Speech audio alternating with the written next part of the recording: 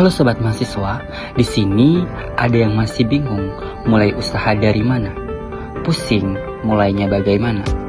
Tanya ke teman, malah ide bagusnya diambil. Punya uang tapi bingung buat apa? Nih teman-teman, seorang usaha entrepreneur harus tahu konsep dasar ide serta peluang bisnis. Untuk lebih jelasnya, tonton video ini sampai selesai.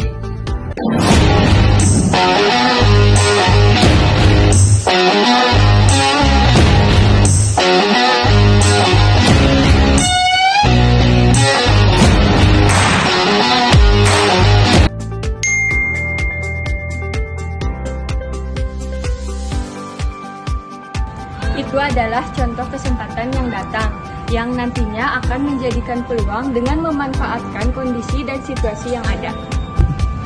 Dari kondisi dan situasi yang ada, tentunya akan memberikan suatu keuntungan. Seorang entrepreneur berhasil karena mampu melihat suatu peluang yang belum dilihat oleh orang lain.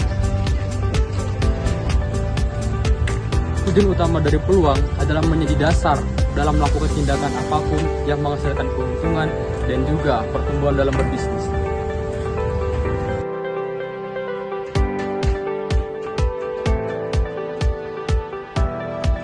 Teman-teman, ada beberapa poin mengapa peluang bisnis itu penting.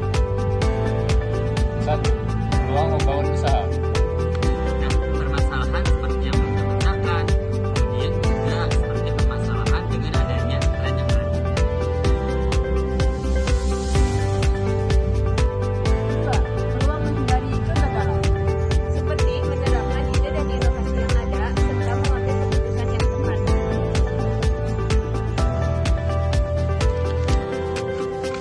3. Peluang berkembang, seperti ide dan inovasi diterapkan dengan terstruktur, meningkatkan kinerja, memecahkan masalah dengan baik, dan juga tentunya membuat model bisnis yang lebih efisien.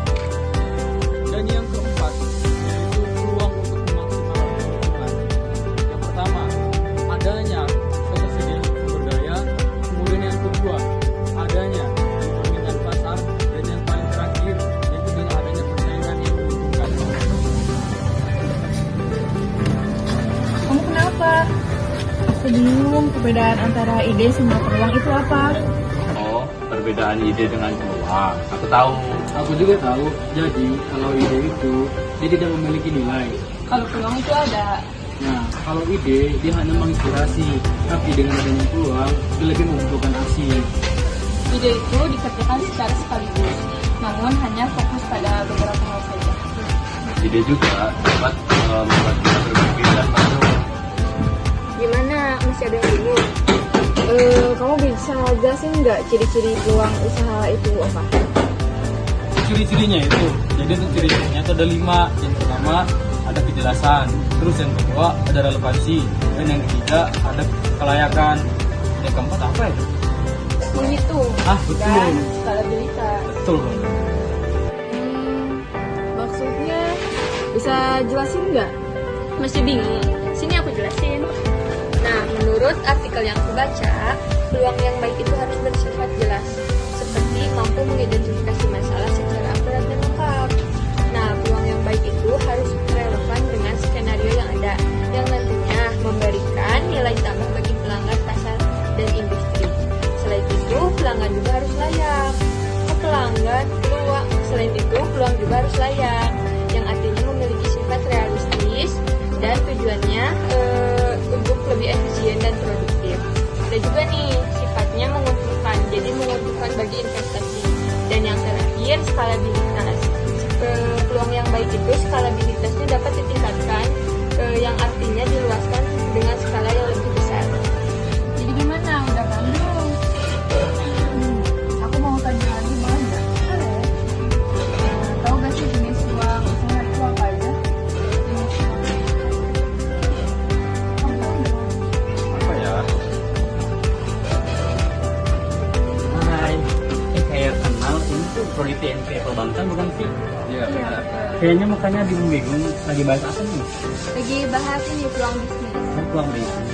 Jadi kayak bingung-bingung gitu, ada yang apa gitu yang dibingungkan?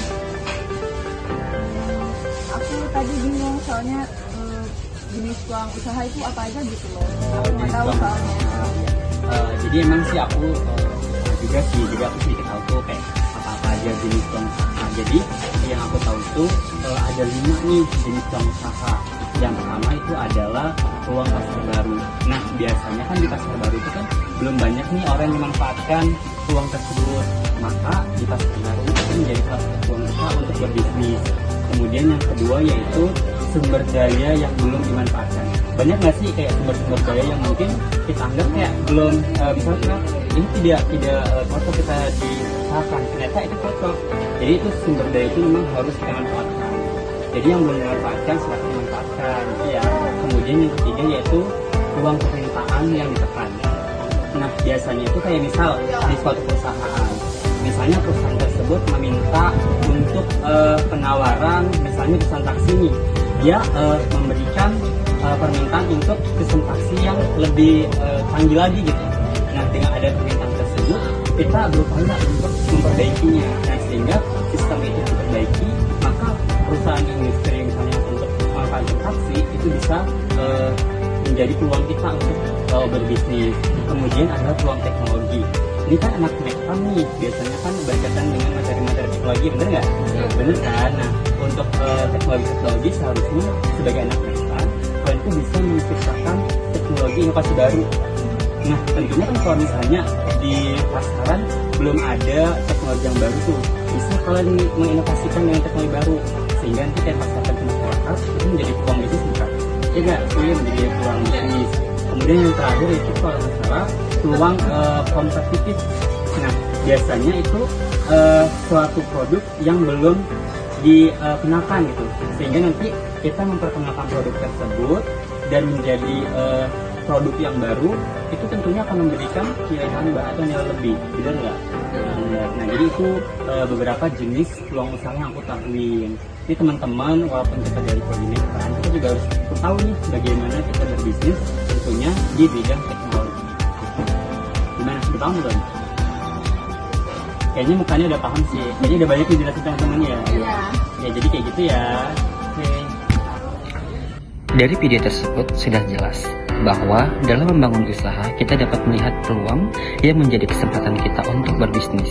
Tujuannya agar bisnis yang kita jalani dapat berkembang dan menghasilkan profit yang tentunya kita inginkan.